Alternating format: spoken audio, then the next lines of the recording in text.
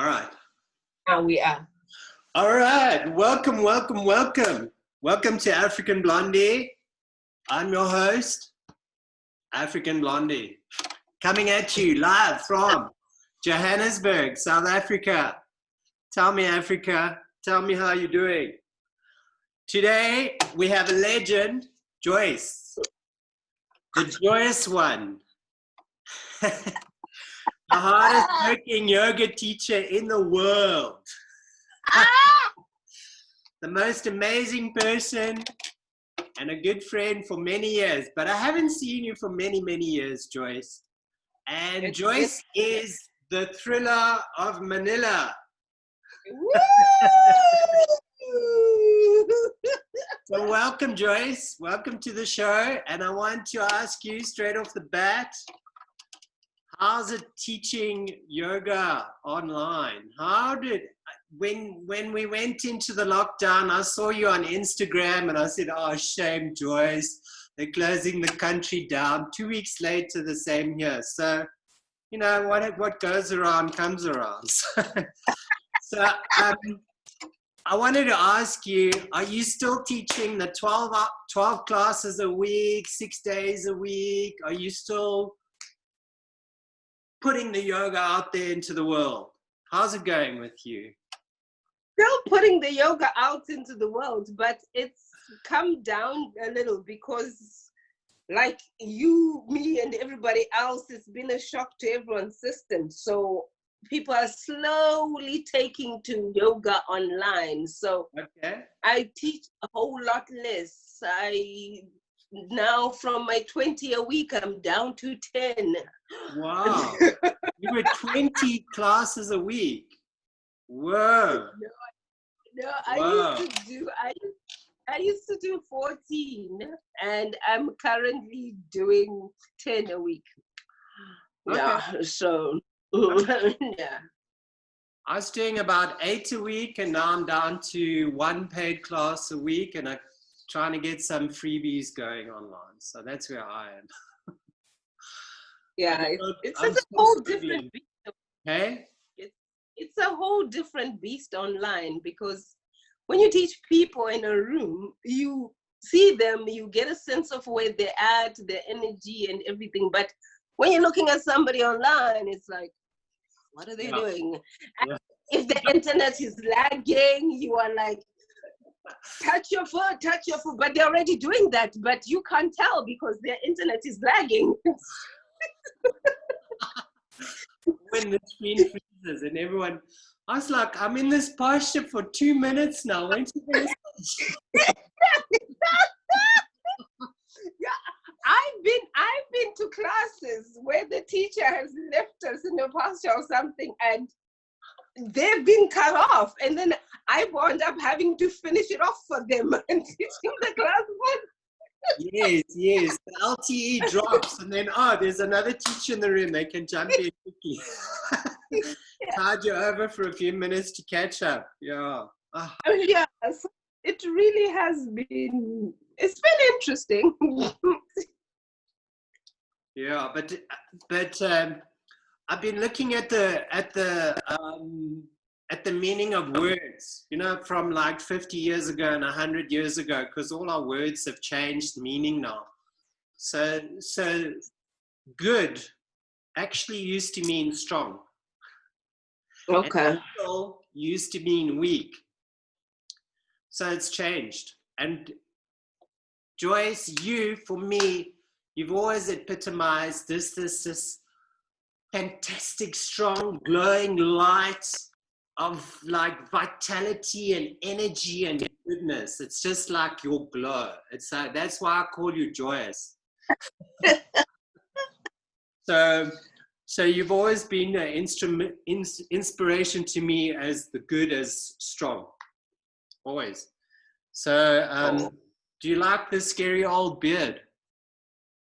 I almost didn't recognize you for a minute there. That still looks scary and old. I was like, you know what? Actually, this beard makes you younger. You look younger than when I last saw you. I don't look so angry. No,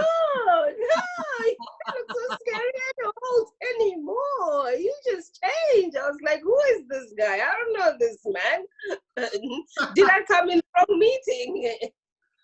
This is the African Blondie beard, yeah.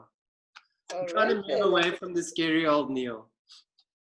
Well, you've done it. You're there. You've walked away. You're a whole nother person to me anyway. So I was researching a bit on Manila. I always knew the Thrill of Manila comes from my idol, Muhammad Ali. He had a fight in Manila back in the day. So, but you are now the Thrill of Manila, for sure. You've been in Manila for a few years now. Are you, Joyce, do you still consider yourself African? Perish the thought. Hello? What are you talking about?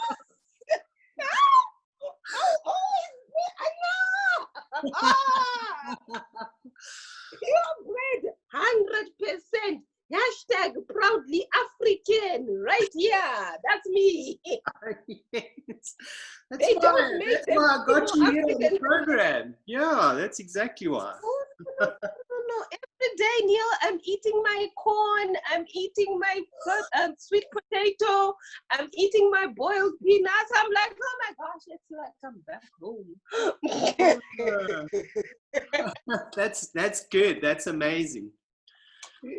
I saw a few years ago on the interwebs. I saw that you went back to Harare, and you started it, and it was like struggling, and no one wanted to come. Not a big seller in Harare yoga, eh? Eh? How did it was that was really sad. Like, yeah, yoga is not that big. As you know, Africa, we're blessed with all this fantastic weather, nowhere more so than Zimbabwe. And you say to people, come, let's go be in a hot room for 90 minutes. And they look at you like, I'll just go play cricket. Or I'll just go rugby or something outdoorsy. So, yeah, it didn't, as far as the teaching went, it didn't really go that. I was teaching maybe twice a week, if at all. But I gotta tell you, it was one of the best years of my life because I just sat at home.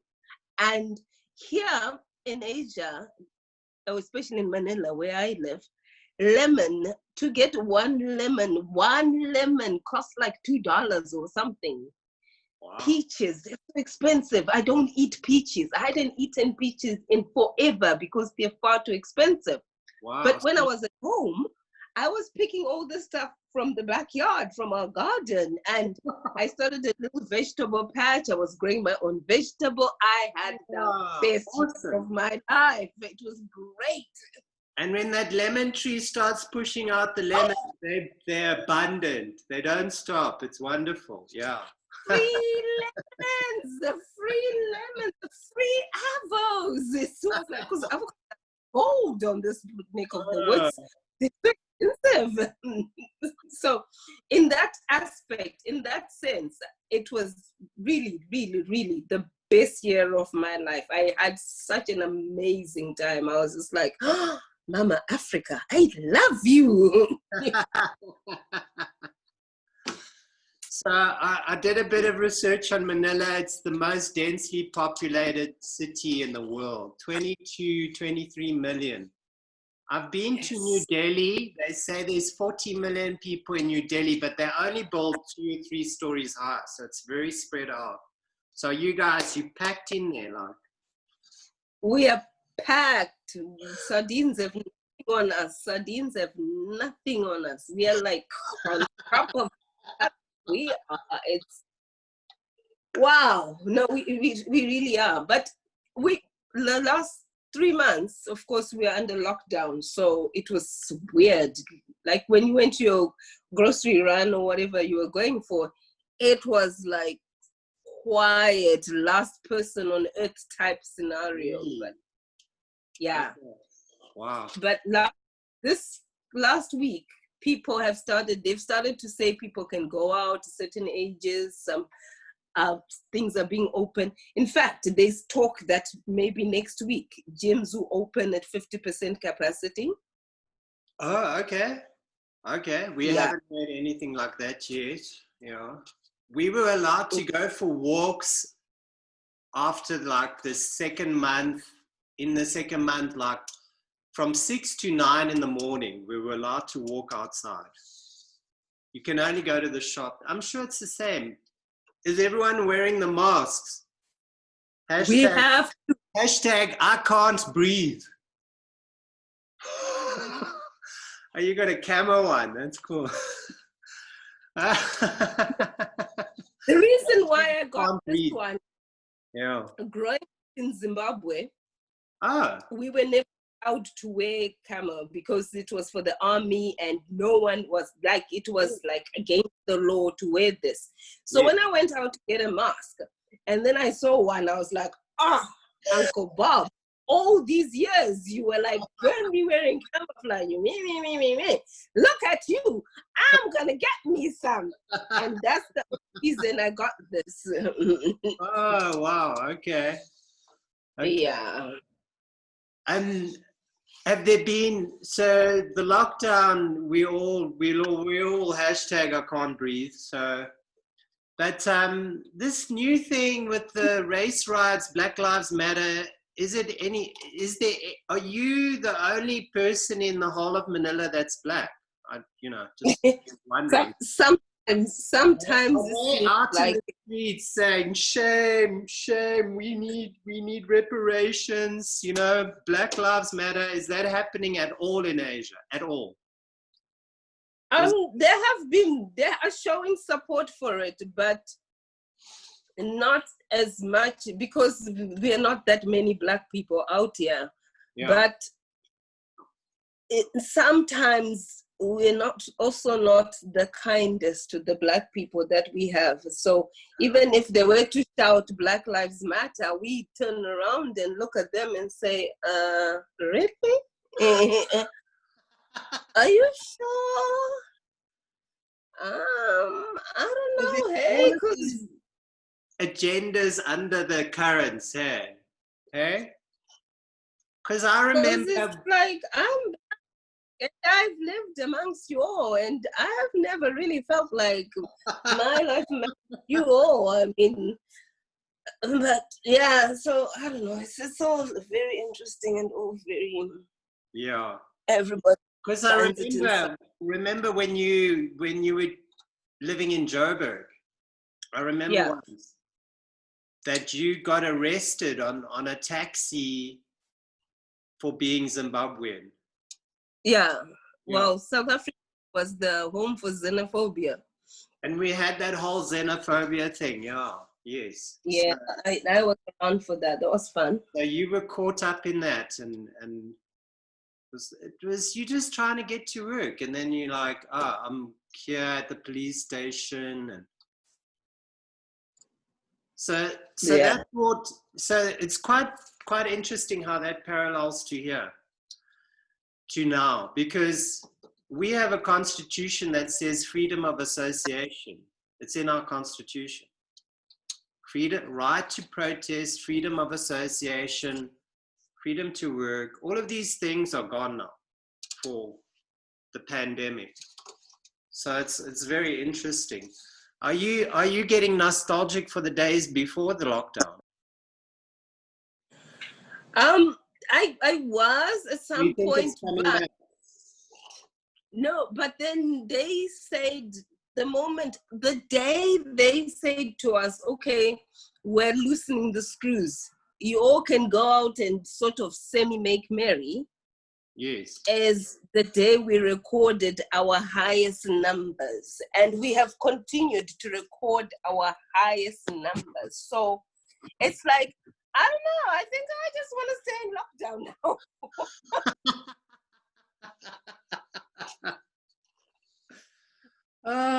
Yeah. People were saying it's up to like 500 a day. Really? So, yes. Because South Africa, we're on like 1,000 something for 3 months. No, yeah, see your grand total. See, your grand total is what we make in a day. So, I haven't been watching the score, but it's like 1,000, 2,000 for 3 months. Realistically, that amount of people die in a week from TB in this country. And we didn't have to wear the mask for TB. So I don't No, know.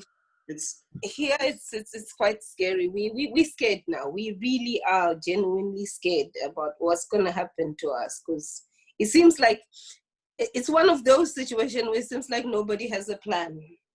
yeah. It's just, okay, God, if you die, you die. If you don't die, then it's okay. Well done, you survived. May the odds ever be in your favor. So that's how we roll. But I think the more and more it goes on, the more I feel in my heart that the only way out of this is a spiritual solution, to move closer to God. Because if you're scared of death, it's coming and it's all around. So there's just continual fear going out. Fear. Yeah. And also the fear of, how am I going to make an income? How am I going to buy my food? How am I going to pay the rent? It's persistent. Okay? It's a lot. We're going for, apparently we've won the longest lockdown. It's us. We're the winners. Yay! I think you're the winners, because you were 2 weeks before us. I was going, oh, shame, boys, they're closing your studio. Shame, man. Then it's like, oh, we're all in the same boat. Yeah, no, it's been really fascinating or interesting, and in some aspects depressing, because they closed the studio, and they closed the studio. Like, my studio is not closed for good. Your studio is not closed for good. It's now closed for good. So they closed, yes. So the one studio I was working for, they closed doors. And then Sally's studios, I think it's going all right, still surviving. And we see, but how many more months are we going to go in this scenario? We don't know. So, yeah. Well, and it's also, once you open, you would need to still observe social distancing, which means you're going to have to cut your classes by more than half. And that's not going to be enough to pay the rent or anything. So it's like... Wow. So you think you're living online forever now? That's one of the ways we're looking at, maybe just being online for now. Okay. But then, which now brings us to the point of now convincing the wonderful children that this is what the playground has moved. Because they're all sitting for their playground to open, and it's like, no, it's over here now. Hello. So I saw you started the kids yoga. Yeah.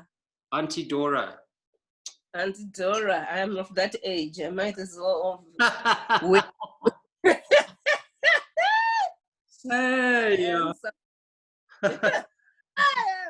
I used to be just Dora the Explorer, but now Dora cannot explore anymore, or board the closed down. So she's had to settle, put the backpack down, and just be someone's aunt. Dora explored. You went. You traveled. Hey, geez, so good thing you got it all in, because now we can't even get on a plane. Now you go on holiday, you got to come back, have 2 weeks quarantine in your house again. No, I never mind going on the plane. I can't even leave the city. We're not allowed to leave the city. I'm stuck here. No, we're similar. To go a suburb away, I'm a bit worried about being stopped by the cops and everything. You know? Yeah, it's the same here. There's checkpoints everywhere. You got checkpoints. Yeah, we have checkpoints. They give you what they call a quarantine pass. Yes. Which says where you're from. And so if that's not your district, they're like, what are you doing here? So I work in a different district from where I live. Yes. And so I had to bring out my certificate of employment, or else they won't let me through. They're just like, this is not your district. You don't live here. And I'm like, yeah, I don't live here. And the thing is, I'm divided by like 5 steps. I live 5 steps this way and I work 5 steps that way, but they won't let me go through. I'm like, oh, for goodness sake. It's not like I came all the way from wherever. I'm just here. So, Wow. that's life in quarantine for you. Life in quarantine. Life in lockdown. In the lockdown. And but I am grateful that I'm locked down on my own. I respect people who are locked down with other people, because I would kill somebody at this point in our lives. Yeah. Imagine how many lockdown divorces are going on, and how many. But others are growing closer, I think. But in China, you got 2 or 3 kids in a house nonstop forever. It's very difficult.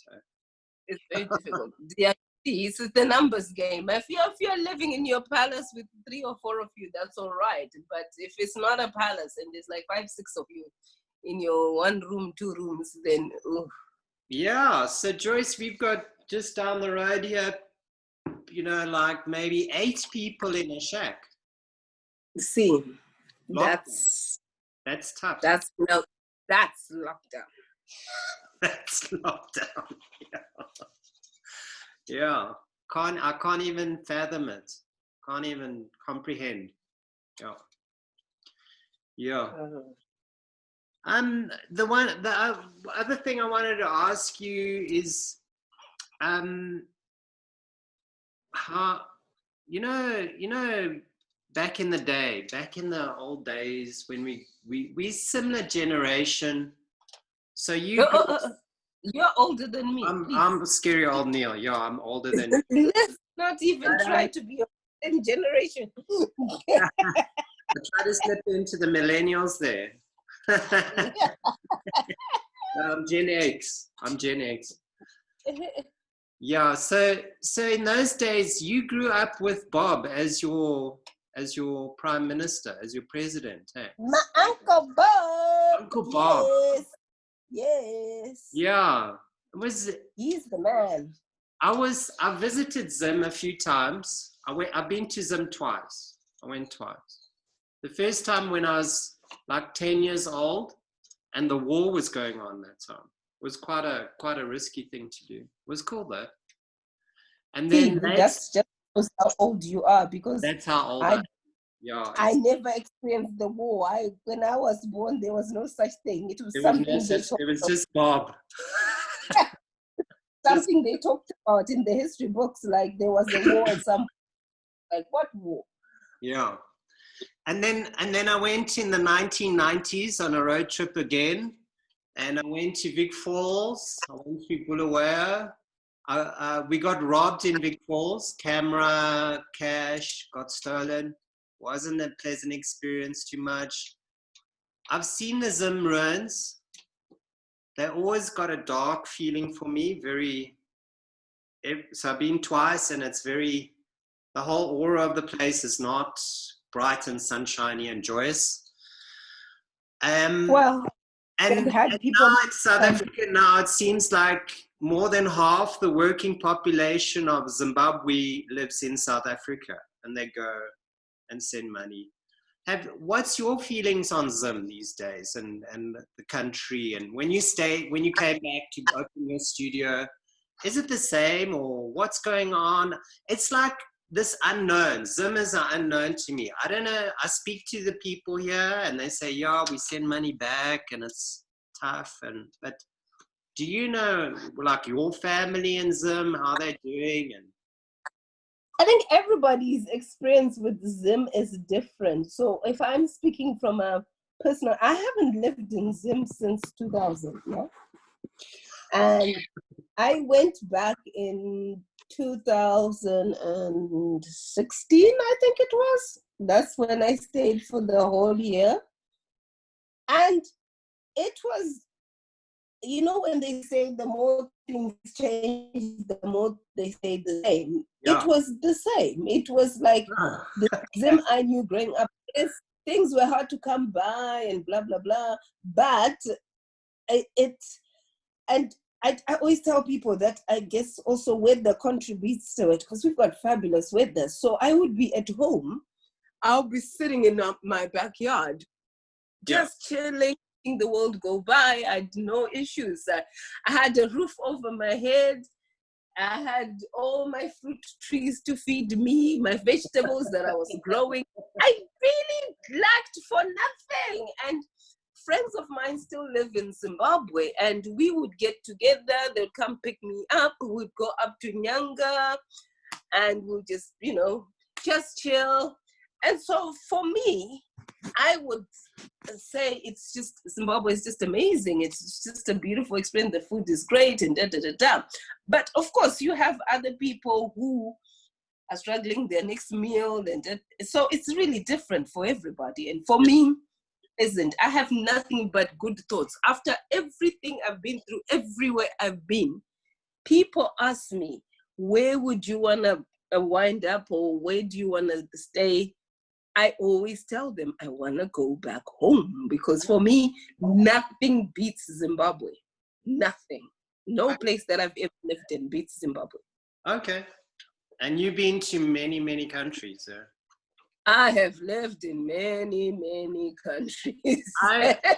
I want to, that's my dream as well. I live in the city, I live in an apartment. I've got 2 little avo trees here, about this big, trying to grow. It's another 10 years, maybe they give me avos, but for me, a dream is to move out of the city and go to the country.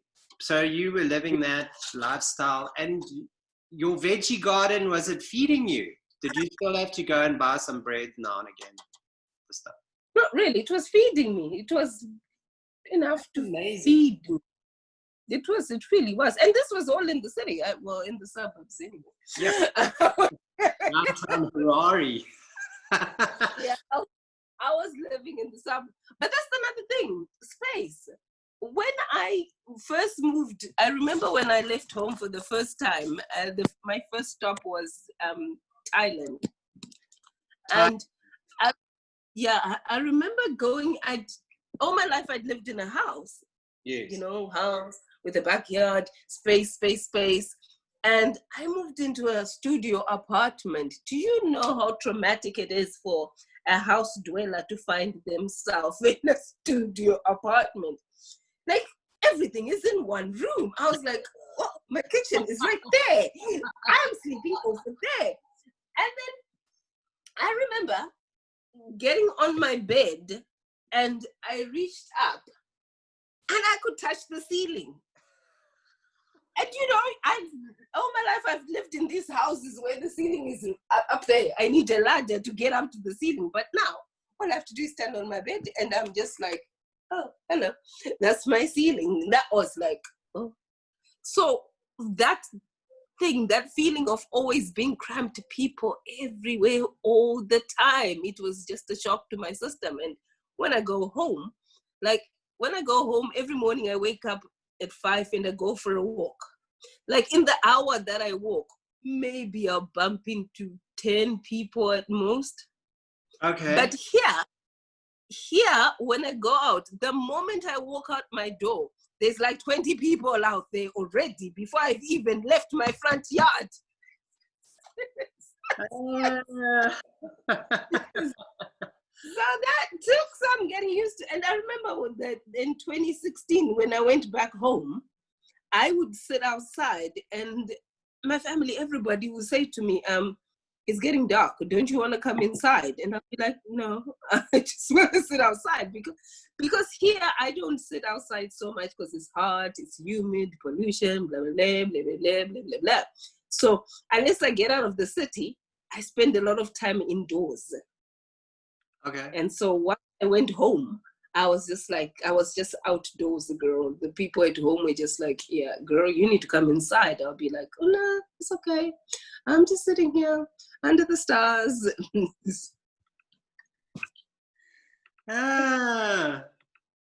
Yeah. All right. Well, it's been really cool catching up with you. Lovely to see you, Joyce. It's good to see you. You started chair yoga. Yes. Yeah. What This is is my. yeah. It's exactly that, Neil. You know, these corporate types who work so hard, they just cannot take time out to go off and work out or do anything. And so they need a break from the office. In their chairs, yes. So we do our stretches and twists all on the chair. It's like all dancing but on a chair. All on the chair. And it really helps these office types just to take a moment to step, because there's a lot of call centers around this place. Yes, okay. So Yeah, I was doing the chair yoga thing, and I'm doing qigong kind of thing now, which you can do in a chair, but that was more for like people who are in hospital or in a wheelchair, and then they can exercise their upper body while in the chair. But yeah, it's interesting. So is it happening? Is it taking off, the chair yoga? Is it people liking it? Well, it's actually, we started it before lockdown. Yeah. That's way before Corona, when Corona was but something that we never knew would come. Chair yoga started taking off. And so we did that a lot. And then now it's starting to pick up again because people are starting to come from lockdown, going back to work and all of that. So it's starting to pick up again. Yes. Okay. Yeah. All right. So let's just wrap it up. Good to hear from you, Joyce. Stay strong. Stay good. You too. Lovely to hear from you. And yeah, I don't know if I'll ever get to the Philippines to come and visit you. I don't know. Who knows? Well, we'll see once the world opens up again, where we'll all wind up. Yeah, exactly. I'll probably see you. Actually, I was planning to come home in December. That was the plan. This year I was going to come home in December to visit. And then Corona happened. So there goes that. If you come to Joburg, you must come to Sally's studio and we can meet up and do some yoga. Yeah, catch up with young Zoe. Yes, young Zoe. Zoe is still at it. Yes.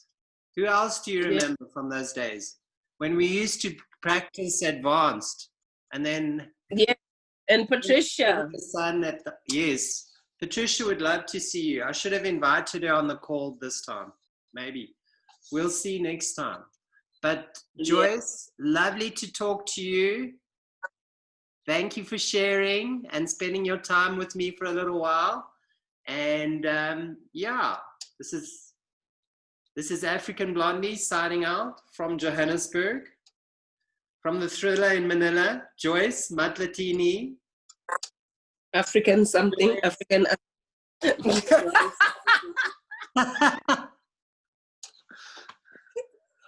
Bye. Bye.